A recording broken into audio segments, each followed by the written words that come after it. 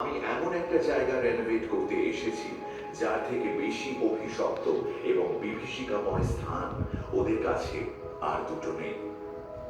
বাড়িটা সম্বন্ধে যেসব গ্রাম্য গল্প বা কিংবদন্তি নরেশ জোগাড় করে রেখেছিল সেগুলোকে নিয়ে পড়াশোনা করতে বসলাম। গল্পগুলোকে জুড়ে জুড়ে আর সেই সঙ্গে এই ধ্বংসস্তূপের ওপর নানা প্রামাণ্য লেখায় চোখ বুলিয়ে নিজস্ব একটা থিওরি খাড়া করলাম।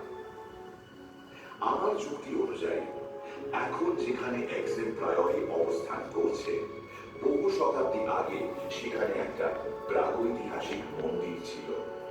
মন্দিরের বয়স বোধহয় প্রস্তর যুগের সমসাময়িক হবে।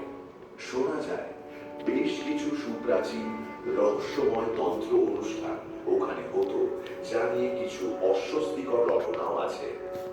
বলা হয় সেই সব আচার অনুষ্ঠান নাকি শেষ অবধি ডাকিনী দেবী সিবেলের আরাধনায় পরিণত হয়। অট্টালিকার নিচের ঘরের চোরা কুঠুরিগুলিতে এখনো খোদাই